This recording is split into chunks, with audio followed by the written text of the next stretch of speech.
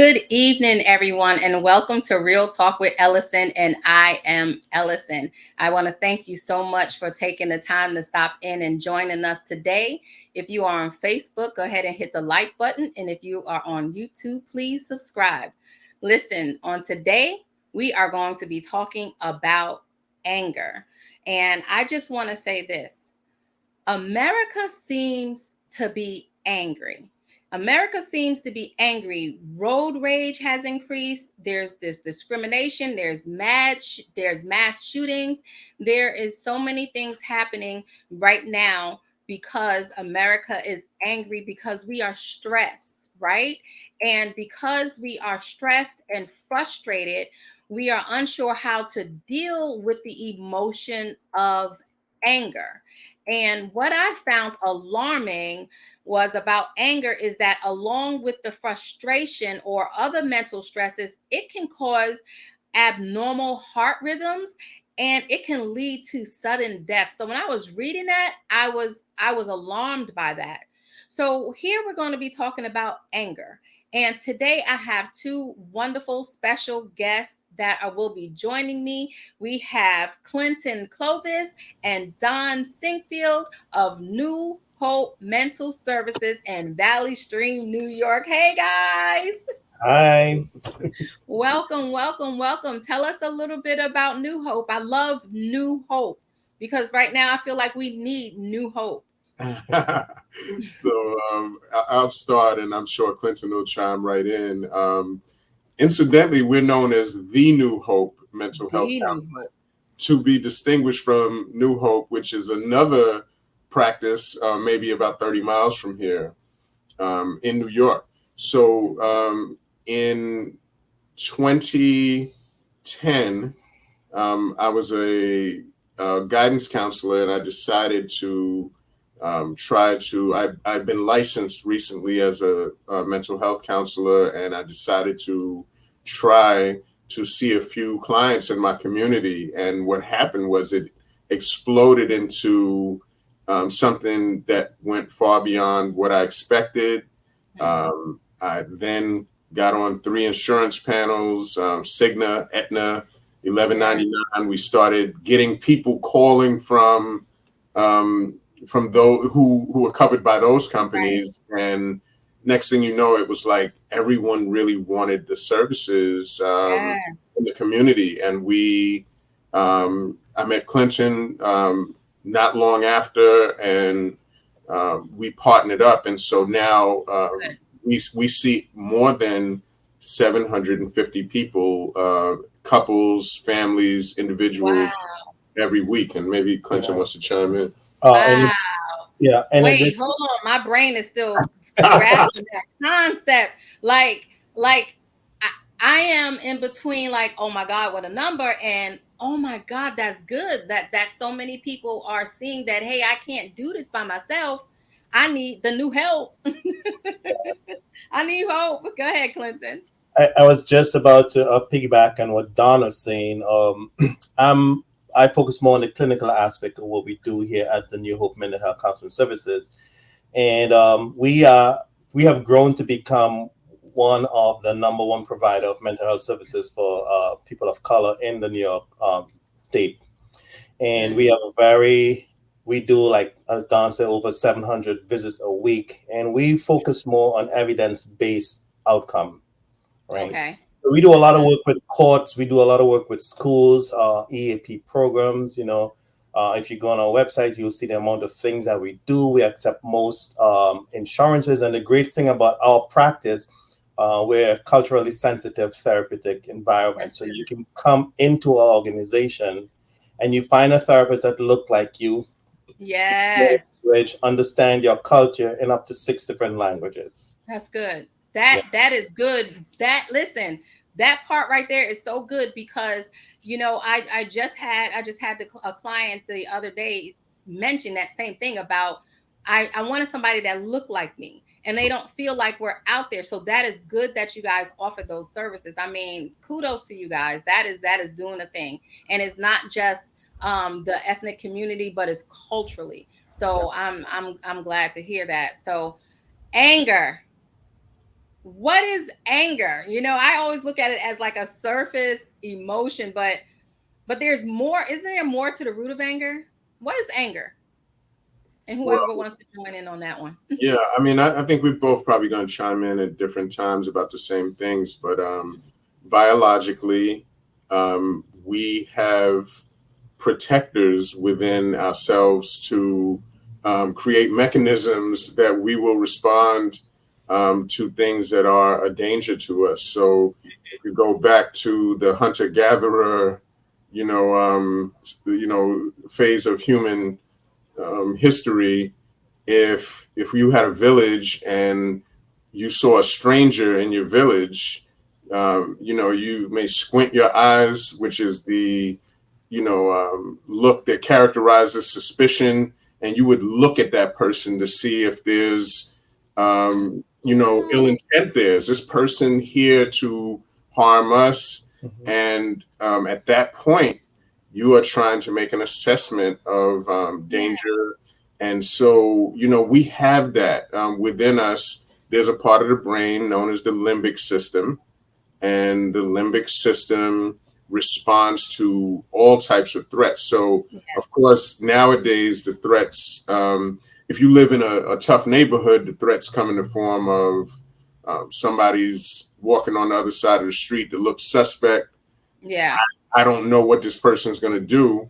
Right. If you are in a corporate environment, is Joe really on my side, or is he trying to undermine my project to get,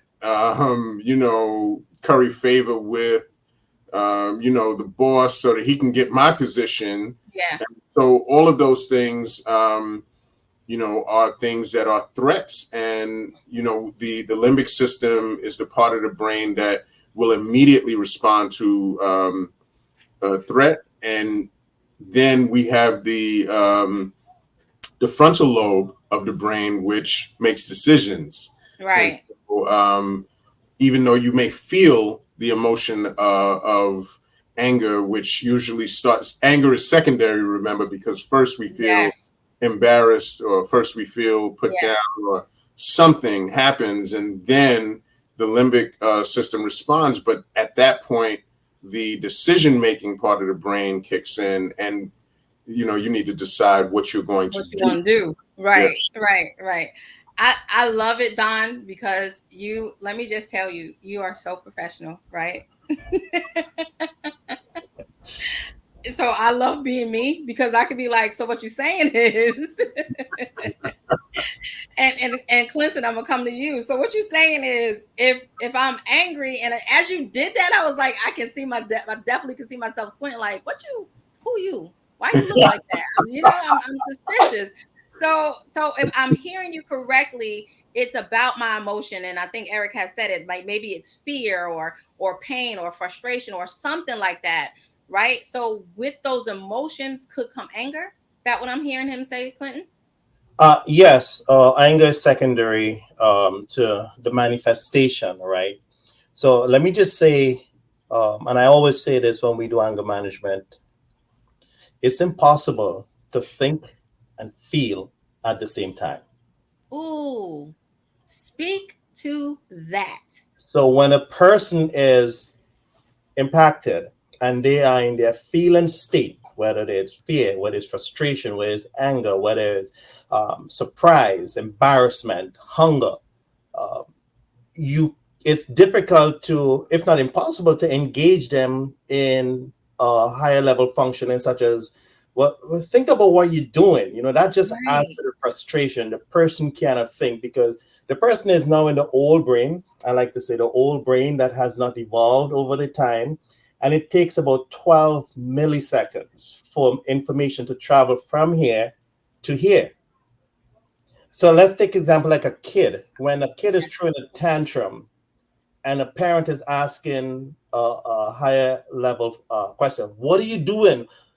Why are you behaving so? These why questions require Yeah. functioning in the frontal part of the brain, but a child cannot process the information so quickly, so the child experiences more frustration. That's why you see an intensification of that tantrum, of that behavior. Right. right? So you saying a child, let me ask you this, because right now I'm still on that it's impossible to think and feel at the same time. Right? So how much more is that with an adult? I know you brought up a child, but what about an adult? If I'm feeling some kind of way, what's overpowering? Which one is overpowering? The feeling. All right, Mm-hmm. because of the intensity of the feeling, there may be trigger statements, trigger Mm, or trigger experiences, right? There may be unresolved childhood experiences that the individual would have carried with them into adult. mm, So let's mm-hmm. just say you grow up in an environment where you grown used to microaggressions and interpreting it in a way that I need to protect myself, right? Unless you have some very instructive intervention teaching the individual to rethink the way they think about interpreting that microaggression. It might just be Right. who the person is. That person is likely to be stuck in that way Wow. for a long Wow. time. So I've met a lot of people like that working in prisons, right? Yeah. And when I work with them from an anger management perspective, they would often say to me, "Wow, I wish we had someone to talk to me about this. Otherwise, I won't be spending the next 15 years in prison. Ooh, I will be that's home good. with my family." Mm. Yes. I think Yes. that's good. You said if I had somebody to talk to me, maybe I wouldn't be here. So Don, listen, fight, flight, or freeze, right? Yeah. So Mm-hmm. if thinking back on my childhood, listen, it was no time to flee, it was no time to freeze. It was just all about the fight.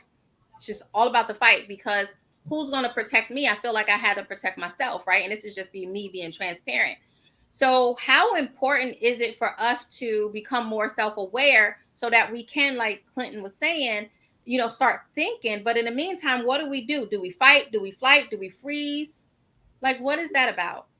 Well, the individual's level of sophistication, meaning self-awareness Mm. and social, the ability to adapt socially, is going to affect that decision making that I talked about. Right? So, a person who feels anger at a time, or feels that primary thing, which is did you just disrespect me, or was there some kind of shade thrown at me or something here? Sometimes you can see, like I mentioned, the person may squint, or the person may sometimes you can actually see a person think for a second, you know Right. and then you see the body language that goes along with that. And that person, really, at that time, there is, often with anger management, we talk about the fact that there's a cognitive component to Mm-hmm. anger. Like, we think something, and Yes.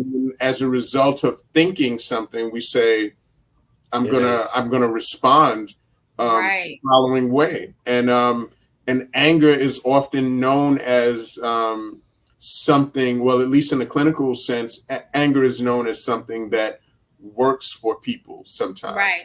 people truly Right. believe that getting angry is Mm-hmm. going to be the thing to do. So Right.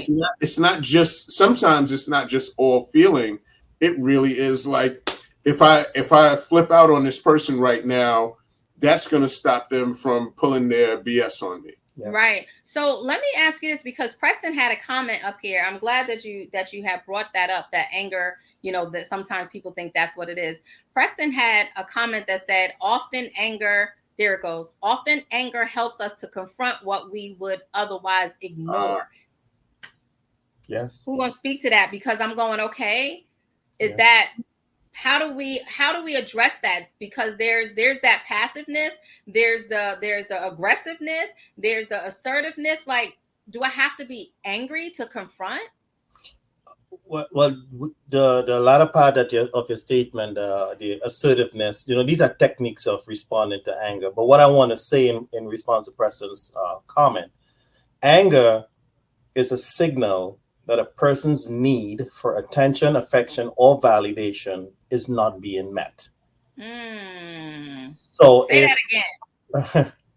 anger is a signal to whomever. Let's just say you're in a husband-wife relationship, a parent, a parent-child relationship, a policeman, a perp relationship, right? It is a signal that a person's need for attention, affection, and validation is not being met. So the natural response is a defense response. So anger is a manifestation of a defense response. Oftentimes what gets a person in trouble is not the anger response. Sorry, it's not the anger, it's the response that gets them into trouble, right? So when we talk about being assertive, that's a strategy that has to be taught. That's something that we should teach our kids from childhood. We should not demonize getting angry. Those of us who believe in God, I'm not proselytizing, but even God gets angry. That's good, because the Bible says we can be angry. Yeah, right. Animals get angry. Why can't we get angry? As a matter of fact, anyone or anything that has a mammalian brain will experience anger. That's really good. That's really good. Really good. So are there types of anger? Yeah. So let me just add something to what Clinton said, and then I'll jump right into that. The self-awareness. Self-awareness is so important. Is what helps people to decide that they're not going to act in a socially unacceptable way on anger. If you are self-aware, you can then look at the setting that you're in. You can look at the results that this anger could have on your life, or even on your day, and make the decision to jump into the frontal lobe and say, let me go on about my day and not deal with this in some way that could be destructive. So I just wanted to... So get out of my feelings and start thinking. Right. To be self-aware is what I'm hearing. Because Clinton, I'm going to keep jumping on that. You can't think and feel it. So get out of my feelings, or what does it look like to allow yourself to just have that emotion, right? Just have a minute, have the emotion, identify, yes, I'm angry, and feel that. That goes back to your self-awareness. I need to, right? Yeah.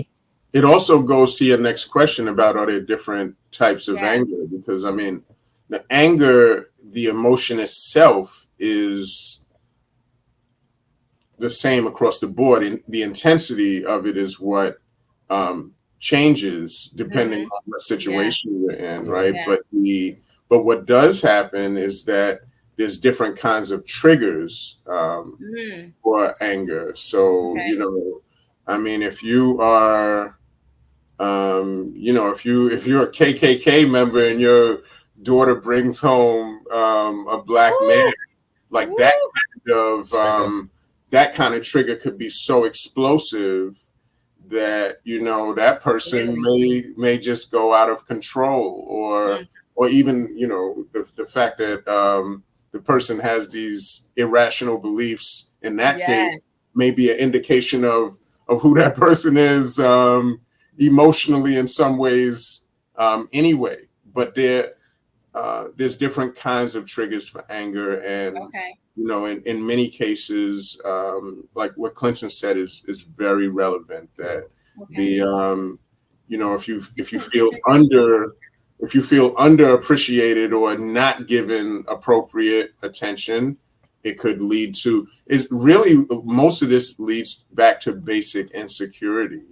And when I say that, I don't want to at all sound like that's a pejorative, like some people are just insecure. We are all insecure. We all have beings, right? And when we feel slighted in some way, that's a potential that's a potential trigger for anger. If we feel attacked, whether it be verbal or someone gets into your face or whatever it is, those are all different triggers that can lead to different intensities of anger. And I just want to say, you mentioned self-awareness. Well, self-awareness really means being 100% expert of yourself, right? oftentimes when we work with clients who come to us from what is Department of Corrections or NYPD, when we get to the identifying the emotion, right? They don't know how to recognize these emotions. They don't know what anger looks like, what anger feels like. However, they understand the manifestation of anger: breaking, yelling, cursing, using excessive force. This is just the manifestation of anger. Mm-hmm. That's not the problem. That's what got you into trouble. The Mhm. problem is being able to identify the feelings, Right. identify the trigger, and being, again, self-aware, 100% expert of yourself. Okay. 100% expert of yourself. I like that. So I have a caller and they have a comment. Go ahead, caller. Hey, good evening. I just really wanted to know. So I've been in intensive therapy before for anger, and I've had bouts where I've erupted or I've it's like a volcano. And for me, the best thing for me is to pretty much walk away. Just walk away for a minute. But how do you deal with that when you have an antagonist that just will not allow you to walk away? You're trying to walk away, but they're just coming at you and coming at you and coming at you. I would think that eventually those emotions are going to eventually take over and it's just going to be ugly. And I've been in those situations. So I would like to know a little bit on how can you really honestly control an emotion when, or get out of your feelings per se, when you're like emotionally charged. That's Yeah. good. Right. That's good. That's a great Antagonizing. yeah, that's a great question, caller. And we deal with this like in relationship counseling, right? So you're talking about a relationship. Walking away is a strategy, it is a technique. However, it's important that your partner understand the technique you're using, because you walking away can trigger their struggle with rejection, their struggle with abandonment, which has nothing much to do with you. You're just walking away as a strategy, as a cooling off, but that can actually trigger individuals' early childhood experiences with rejection and abandonment, especially in communities of color, right? Yes. Men particularly struggle with that growing up.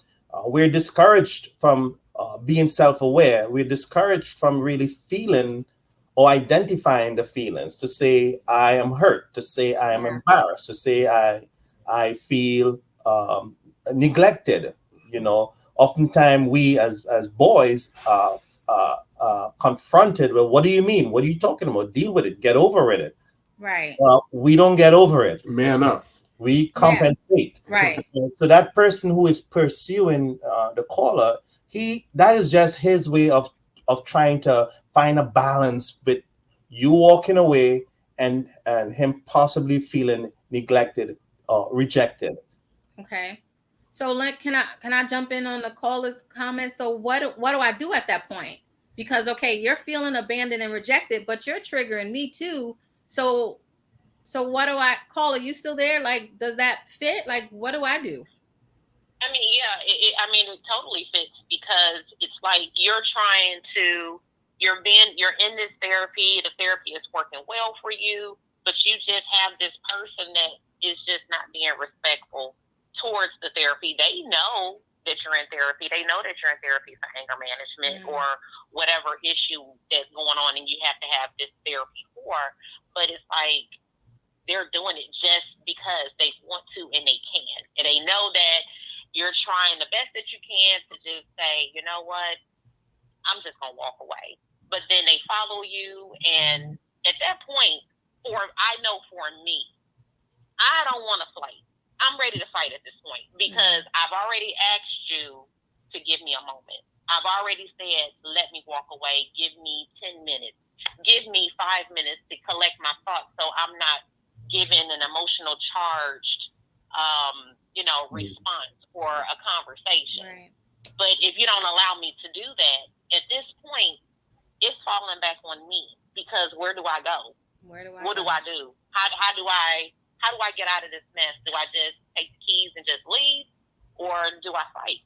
And for me, I'm gonna fight, because I've already asked you not to. Right. So I'm hearing overstepping boundaries for sure. Mm-hmm. Right. Yeah, that's what I'm hearing. So I'm hearing her say, okay, well, what do I do now? My boundary's been overstepped. I put on my tools, because, okay, let me walk away, remove myself from this situation. I've done all that I can do, but this person keeps antagonizing me, probably like you said, because of fear of rejection and abandonment or whatever. So what do I do to get myself out of this situation from retaliating, it sounds like? Yeah.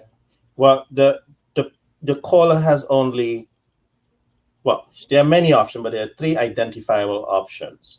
They can either mitigate, they can either accommodate, or they can retaliate. Counseling, for the caller's benefit, counseling does not work in a silo. If you're in a relationship and you're working on your issue, you're the one that's going to benefit. You're alone. You're the one that's going to be getting the techniques. You're the one that's going to be getting the insight into the problems. And again, this is a problem that men in particular are reluctant to acknowledge. Your partner needs to be involved in the treatment because it's a relationship. And the more empowered and more insight the caller gets, is the less empowered the partner would feel, because she will be utilizing strategies and interventions that makes him feel less than. Wow. Right. This person is now on the outside of the if there's a triad, the counselor, the partner who's receiving the treatment, and the partner who's not receiving the treatment. Yes. The partner who's not receiving the treatment is actually feeling like an outsider. Yes. And women are the ones that usually make the first phone calls and come into the treatment. And men usually come and they say, I'm only here because she wants me to be here. I'm here, but I don't have a problem. But the reason why they're being antagonistic in the situation is because they're being triggered, and they're really struggling with their own abandonment or rejection issues. Right. So I like that you guys said that. So clearly there's something on their end too that they're not doing. So now I'm in counseling, I'm getting better, and you're feeling, let me just say, maybe left out or whatever the case may be, but you're choosing not to go to counseling. So now you're choosing not to go to counseling, right? And Paula, I don't know if this is the whole thing, but for most of the time, one of the partners is like, okay, I'm not going, or they're not all in it 100%. So what do I do when I'm wanting to benefit me for we, but yet you don't want to benefit you for us? Well, and you know what? And actually, it's that type of situation. I asked for counseling for both of us, but they felt like they were perfect and that they didn't have any problems. So that was the deal. So I guess it's maybe one of those, I just have to work on me and keep the line moving, I guess. Right. Yeah, that's good. Thank you, Paula. That was great. So listen, I have a quote that I've seen. Well, not a quote, but a study that I had seen where from the University of Michigan, right? And it said that research have found that couples who tend to hold in their anger have a shorter lifespan than those who release their anger. So I like the fact that it said, yeah, we need to release our anger. But with that being said, isn't there a healthy way to behave and release anger? The word assertive came up earlier, and that is very important. I mean, any anger management course that you do, usually that term assertive versus aggressive will come up. And if you have to, if something is happening that you don't feel good about, even small things in relationships, the person is ordering your food for you and you would rather order your own food. If you can't say that, to your partner, Babe, I really would rather order my own food. I appreciate it, or I don't think that you mean anything by it, but this is what I would rather. If you can't say that and you hold it in, that certainly speaks to something unhealthy. Either you're fearful of your partner's response. When you find yourself getting ready to say things that about something that bothers you, you are now finding yourself going into an angry place, or you may not be able to let it go as quickly. So I'm trying to suppress it, and all of that is unhealthy. And on a long-term scale, if that's a personality trait of the person, it would lead to possibly health issues. And also, in addition to the health issues, let me say this, and this might blow your mind. I've been blown twice already, so every episode of anger we experience, it cost us 5 minutes of our life. Whoa! Wait! Stop! So I'm sorry. I'm yelling because for real, that the research is clear on that. Viewers. Every episode of anger cost us 5 minutes of our life. Somebody put that. Somebody type that in. And let me explain it to you why. Let me put my hair back. Because when we become angry, our bodies secrete proteins called cytokines, right? And there are over 250 different cytokines that attacks our bodies. The most dangerous of which is cortisol, right? Cortisol, the molecular structure of cortisol is larger than regular proteins, so it stays at the cellular level in the body, and it attacks the organs, it attacks your joints, so like your liver, your pancreas, your kidney, the smooth muscles in your neck, your chest. So you're actually killing yourself. You are. People who have chronic anger die faster than people who don't. And there is such a thing as chronic anger. I have worked with people, and I'm pretty sure you all would have met people who have been angry all their lives. They just angry. I told you that. I'm ready to end the show because I'm like, the mic dropped right there. I'm like, oh my gosh. Yeah. Can you? And I'm sitting here thinking about all the times I got angry. Yeah. I'm like, wow, that is, because you hear like Michigan, it talked about, it can lead to, heart failure and different things like that. But to actually, because we don't know when our time is coming, but to know that I'm taking away 5 years of it, I don't even know what to say. Y'all heard me screaming. That is so crazy. And then Don, I heard you say something about personalities. So are there different personalities that have tendency to be more angry than not? Like, I am blown over here.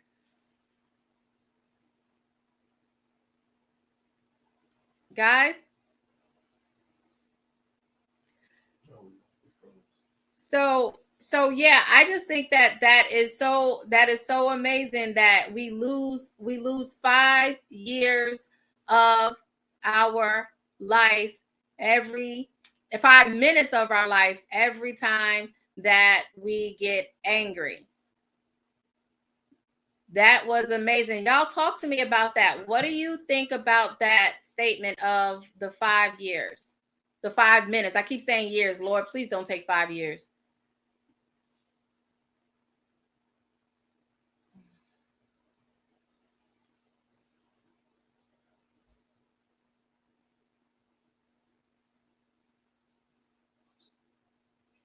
Yes. So I wanted to know what y'all thought. Let me know. Tell me. Talk to me about that. 5 minutes of your life every time you get angry. I would love to hear your comments on that. Because I think we lost our people. So you guys talk to me back about anger. And, you know, I just think that is so amazing still.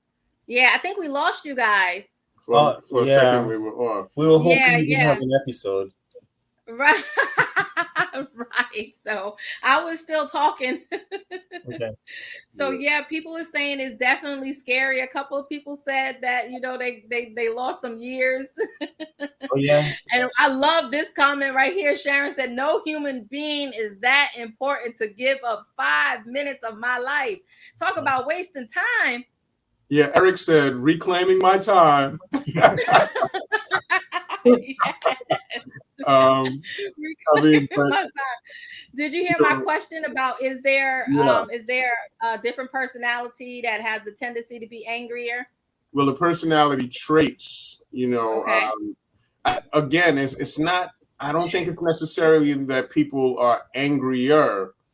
It's that some people can tend to either hold on to the things that might cause anger more, or the responses could be not as positive.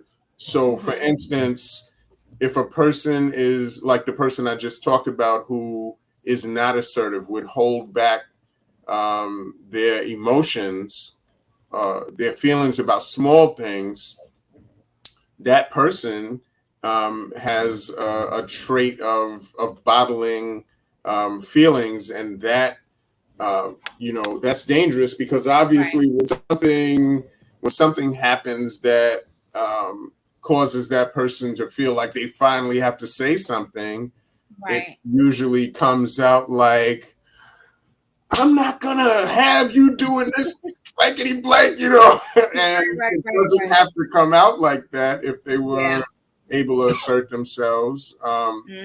Also, people who are deeply, you know, I mean, Clinton really captured it when he talked about the need for attention, love, and affection and validation. I mean, if a person has basic insecurities that go back to their family of origin, where they've either felt disrespected, cheated, neglected, you know, where basically, you know, because remember, the developmental stages have to do with basically the processes our parents build us up until we become these people who we now believe in our own sense of self-efficacy, and now we want to be independent. By 12 years old, you're forming your own identity. By 19 years old, you are practically on a path to some kind of life and identity. So if you didn't get the validation that would build you up to become this psychologically healthy person that would be on some kind of path, then you would feel that over and over throughout your life, you will see the behaviors that remind you of the devaluing, the disrespect, the neglect, and those things would make you angry. And in some way, it is appropriate that the person feels some kind of defensive response, because if they didn't, their spirit is in popular lingo, you would say the person's spirit is broken, like there's something just completely gone, and you don't want that either. But what you do want is a healthy ways to manage and respond to perceived, healthy ways, disrespect or something like that. And also holding grudges.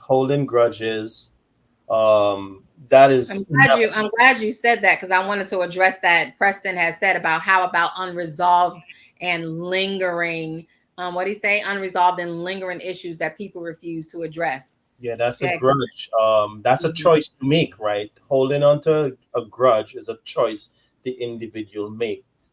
And what motivates grudges is this belief of some type of entitled response from the person that the grudge is held against, whether that is an apology or whether that is a payback of some type. You usually is this sense of being entitled to some type of repayment or some type of behavior towards the individual. But holding on to grudge affects no one but the individual holding the grudge. Yeah. Holding on to grudge is the reason why we give up 5 minutes of our lives every day. Yeah. Meanwhile, the person you're holding the grudge against is continuing with their lives.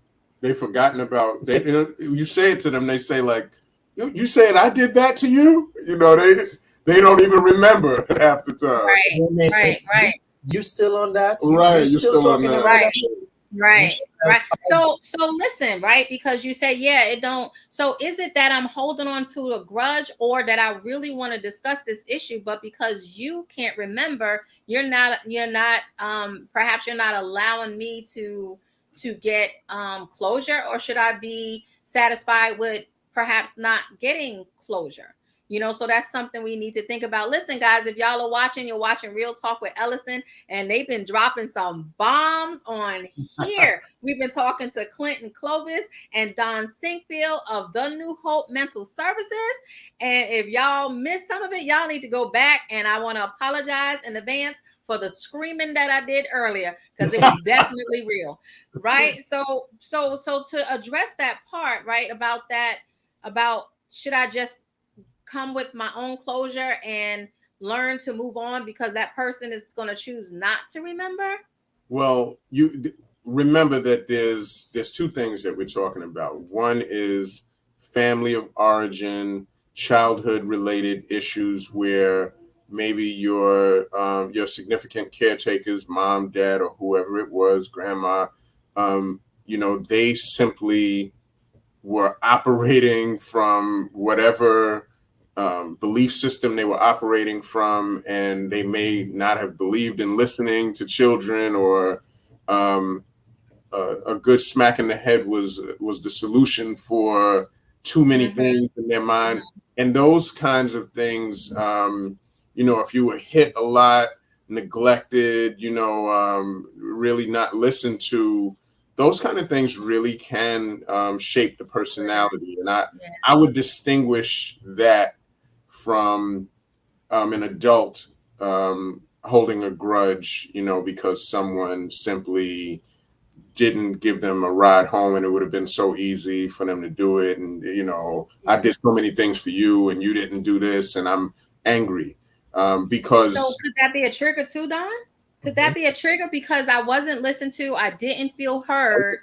So now I'm angry, and like, you're going to hear me.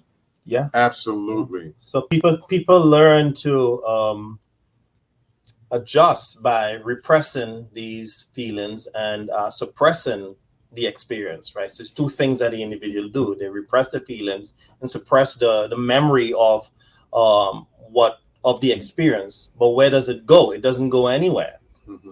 Right? So now that individual may find themselves in a relationship, might be a romantic relationship or employee relationship, and there's a protagonist or someone in the relationship that's triggering the response, right? And that individual's behavior now is much more than the actual incident itself.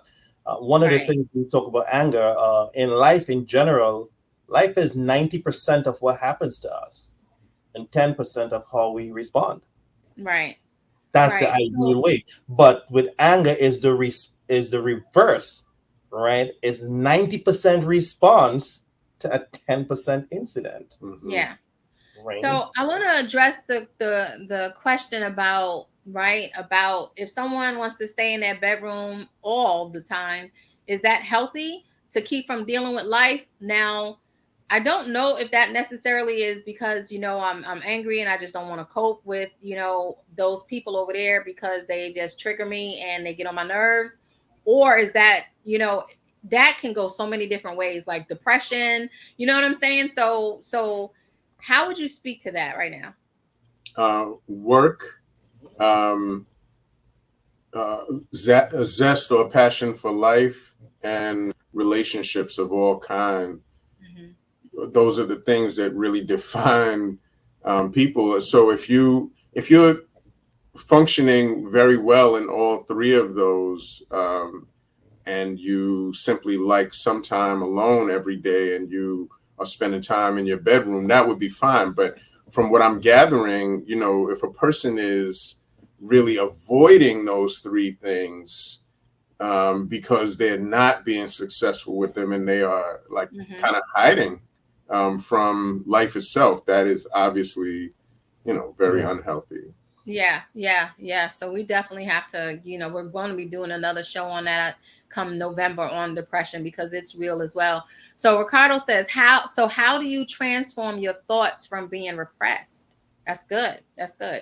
Yeah. Well, remember, repressing and suppressing thoughts or feelings, events, all of it is a defense mechanism. I don't want to go too far off track, but I will say that some people are accused of being passive aggressive Speak to that. because they don't talk about certain things, or they don't mention things. You say, "Oh, you're passive aggressive. You're not. You don't want to deal with what's happening right now, or it comes out later, or you do something else." But truly, some people are very afraid of their own reactions and behaviors, and they don't know if they can handle dealing with it. In fact, there's something called equilibrium in counseling. If a person has a certain baseline or equilibrium that they've lived under, and it's based on a belief system, let's say, that they have, if you break that belief system, they may lose the equilibrium or the peace that they have. And the peace may have been based off of something that was somewhat false. But if you say to the person, it really turns out that your family, who you think was, loved you, I'm just making an example, loved you so much. It sounds like you were really neglected, and it sounds like your mom was this, and it sounds like, your relationship with your church was very unhealthy, or whatever those things are. Yeah. If the person immediately accepts everything that you're saying, it breaks at the same time the long-held belief system that might have kept them from a depression, let's say. Wow. And so, in counseling, one of the things we try to do with people is to be careful with how much and how quickly we open up that can of worms. What could be called a can of worms, right? Yes. I just want to speak to Ricardo's question. How you deal with repressed feelings, right? You find a safe person that you can, that will listen to you, that will not judge you, that will not take over your conversation like a therapist.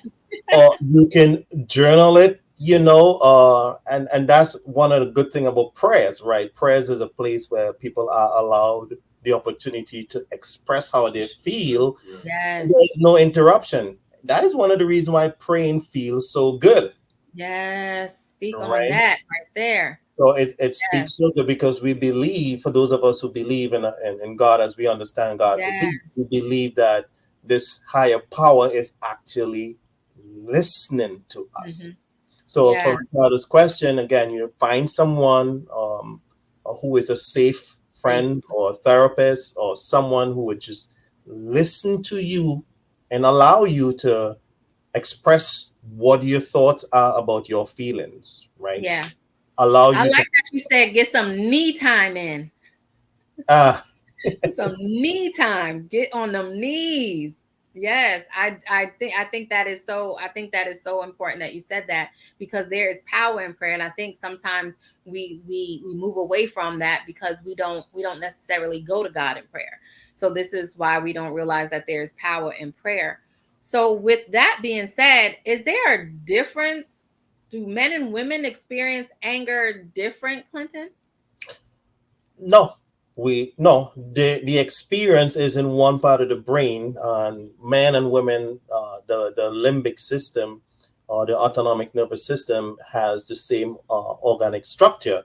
However, men and women respond differently or manifest anger differently, right? Okay. So a lot of it has to do with the culture which the individuals are growing up in. So women from childhood may be taught to tolerate certain types of behavior from other members in the society, and men will be taught to tolerate certain types of behavior from other members in the society. But the experience, the same part of the brain that you feel disappointment, that you feel shame, that you feel embarrassment, for a man, it's the same thing for a woman. It's the same thing for a boy who is 5 years old, or man, same place for a boy who's 5 years old, or girl 5 years old, to someone who's 80 and 85 years old. There's no difference. So y'all just keep telling us that we more emotional then. Is that what I'm saying, hearing? Well, let's just be clear that men, remember I said that anger works for some people, right? So anger typically works for men, even as a socially acceptable way to deal with things. Like if in some corporate culture, in our organization, because we're mental health, we really pride ourselves on finding very constructive ways to talk to people, and we try to keep an open door of communication. But in some corporate culture, if the sales are not up to where they need to be, people will be like, heads are gonna roll. You're not gonna get this effing job if you think that you're gonna come in here and not perform, and and you're talking to people like an angry manager like that. Right. That kind of anger might even be strategic, because that person knows that anger works for them.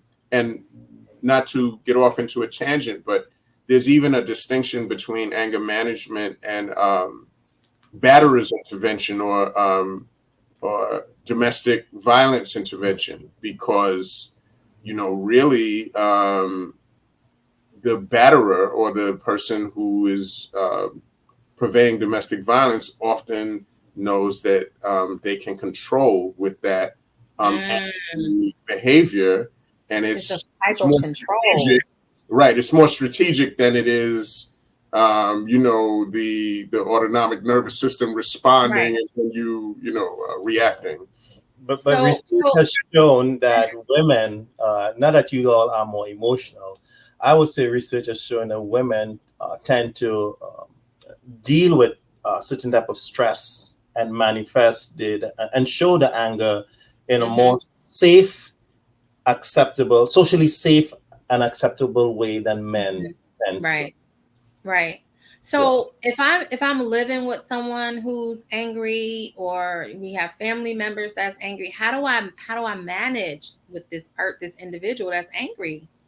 How do I manage? Remember that it's cognitive first, right? And so that person first has to really want on their own to, and I'm not saying independent of you, like the treatment can't include you in any way, but that person has to independently believe that there's an issue, that they have to do better, and they want to do better, and they want to change behaviors. At that point, an anger management class or some therapy sessions could help the person to deal with the triggers that could usually do go back to childhood, and then effectively deal with the anger. Right. And that's what I said. You could either mitigate, we could either accommodate or retaliate. And in relationships where the power dynamic may be more in favor of parents or a husband per se, or police officer, right? The strategies that we teach will help you more or less to mitigate the situation and keep it from escalating into something much more explosive or destructive, right? But for relationships where it's romantic relationships, that's a difficult thing for one person alone to do the work. That's a lot of pressure on that individual. And you often find, again, after the mitigating process and the accommodation process, then comes the retaliation, right? Mm-hmm. And that's when the relationship tends to become more and more threatened, right? Right. Yeah. So yeah, some people have been angry all their lives, and anger becomes a lifestyle until they get help. Yeah, I'm just trying to help those people who are dealing with somebody who's angry. How do I manage? So I have to manage me. Yeah. Is that what I'm hearing? I can't worry about managing you, but I don't want to feel like I have to walk on eggshells. I don't want to fear repercussion if I just say, well, I didn't like that. So how do I manage me? Boundaries, right? Boundaries. We gotta have strong social boundaries, Mm-hmm. right? Physical boundaries, emotional boundaries, temporal boundaries, like things that happened in the past. You got to be able to keep that where it is and in perspective. And to some extent, people also say spiritual boundaries too, right? No relationship is sustainable without boundaries. You gotta have boundaries. Thank you for saying that. And also acknowledging it's fallacious to believe that anyone can assume responsibility for another person's feelings, Mm-hmm. their thoughts, Yeah. or their behavior. Yeah. Every That's good. individual has to assume responsibility for their own thoughts, their Yes. own feelings, and their own behavior. And Yes. people who try to assume responsibilities for these three factors of human behavior, of the human personality, they're either codependent, right? And again, this is taking it into a different level. Yeah. They're either struggling with codependency, right? Or they have self-esteem issues that have impacted Mm, their childhood. right. So I wanna say address it. It says what were the stages? Did she say what were the stages of anger or the Yeah. levels of anger? Could you guys address that? I mean, I don't know. This is not necessarily something we said during Stage. this particular broadcast, but um, we were trained by the National Anger Management Association, and the theory is called ABC cognitive theory, and the idea is that A is a stressful event, and that could be the person saying the wrong thing or you feeling embarrassed or whatever that is.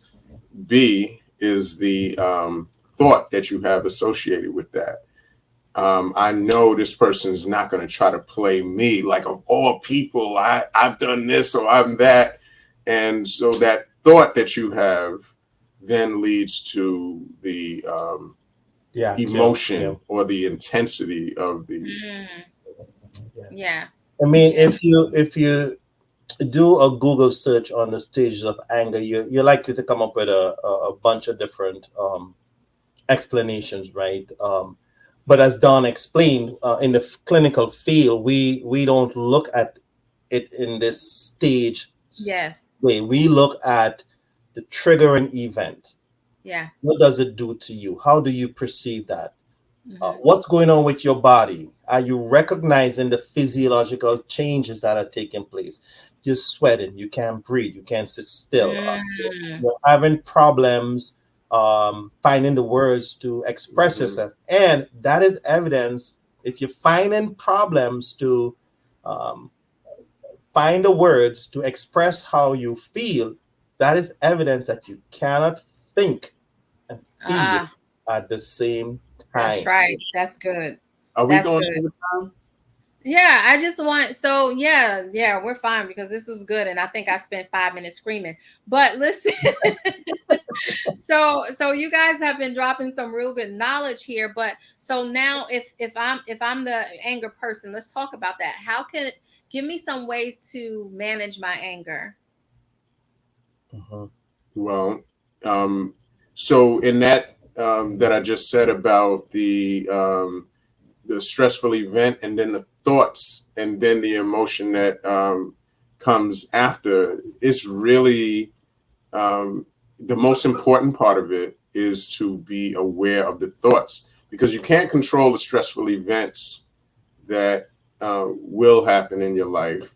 Yeah. And you really, once you begin to feel extremely angry, you really can't control that very well, but you can control the thoughts in the middle of that. And I was just talking to a friend this morning, and she was saying that someone had not called her back about an event that she was putting together. And, I was really saying to her that maybe not, maybe don't personalize it, because the personalizing of someone not calling you back, or someone, doing something that seems dismissive, is really, if you think about it, it's not looking at other people in a forgiving and loving way.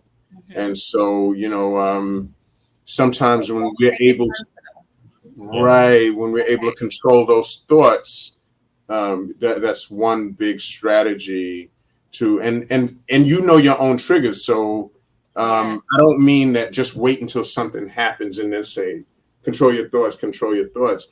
You really have to be aware that I am this person that when people don't pay me the right attention at the right moment, I get ready to, get very angry. And if you can gain an awareness of that in therapy, or even through self-talk, we often give people affirmations that they can say. Doesn't have to be religious or anything like that. It could just be, I am safe, I'm okay, I am a good person, I give to other people and people give to me, just to remind yourself that you are, I like that. You're safe in the world. Self-affirmation. I like that. So what I'm hearing you say is self-awareness, self-affirmation, right? And think, Clinton. Think. Because you can't think and feel at the same time, because your thoughts and then your feelings and then you have your behavior after that. So think. And boundaries, managing your boundaries. So You I have did to see establish somebody say that. Like, how do I deal with an angry person and I'm telling them boundaries, but they're not understanding my boundaries? Well, I'm a trauma therapist also, and I've worked with people who struggle with boundaries, and that's because they themselves grew up in an environment where the boundaries were violated growing up. They were not taught the importance of, for example, for me growing up, my father always taught me, you don't go. I grew up in the West Indies in Trinidad and Tobago, right? So he said, Michael, you don't ever go in your mother's pocketbook. Right. So I learned to respect that. To this date, I don't go in my wife's pocketbook. It's not I'm afraid, but I know that's a personal space. And I've learned to respect that. So setting boundaries in relationship is very, very critical to managing your relationships, right? Recognizing your triggers and being able to communicate to your partner using what we call I statements about how the person's behavior is triggering these experiences in you, right? And having someone, I think, again, a safe person who can probably communicate that to the partner, communicate that to the mother, communicate that to the parent, right? And usually the best person who can do that is a therapist, right? Get a therapist to facilitate that. Clinton, I know we're going to get ready to get out of here, but I want you to address that last comment that was put up there by Preston. Can you address that comment, please? It says anger makes people tell their truth, right? That's their truth, not the truth, but their truth. Anger sets boundaries and lets folks know where their lines are. Angry releases energy and anger gives you courage. Address that. Well, that sounds like a summation of everything Don was saying. Anger makes you tell your truth, right? How things appear to you. And as I said, anger sends a signal to the observer that my needs for attention, affection, and validation is not being met. And this is my truth. What is also signaling is that something about my world, how I perceive my world to be, and whether that be what should respect look like, what should reciprocate and love look like. Right. When I get angry, I am communicating to you that perspective that I have on respect and love is not being, it's incongruent with your behavior. So that's my truth. Okay. Right. So that's what it does. And the latter part of his question, right, or his statement, is a summation of everything Don was saying and what we're saying, that you gotta have boundaries. And if a person struggles to respect your boundaries, what they're really saying is, I struggle to respect the relationship. Ooh, Clinton. You can't just drop that bomb. Listen, if y'all gotta go, y'all gotta go. But real talk with Ellasin, we listening, and Clinton's gonna get into that right there. He said, did y'all hear? Okay, I'm trying to keep it low. Did y'all hear what he said? He said, I'm saying if I don't respect your boundaries, I'm not respecting the relationship. Oh, Because we teach people how to treat us by what we tolerate. yes. Yes. That's Oh, it. Jesus. We teach people how to treat us. If I don't say that 100 times a day, I don't say that at all. My goodness. Woo, that was so good. Oh my goodness. Listen here. I have appreciated every second of this show right here on anger. You guys, Don and Clinton, y'all have brought it. Y'all have gave us some nuggets. You gave us tools to manage. I'm so full over here. I'm excited for you. Thank you guys so much for coming on Real Talk and offering up your expertise. That was just like, I don't even know what to say. Mic drop right there. Yes, Preston said what you tolerate won't change. And that is so true. We keep going on this hamster wheel because we keep tolerating the behavior. So yeah, that was good. That was good. So I appreciate you guys so much for joining in. If you have a nugget to leave, each of you have a nugget, please drop the nugget and then we gonna be out. Whew. Yeah, I would just say that anger is healthy.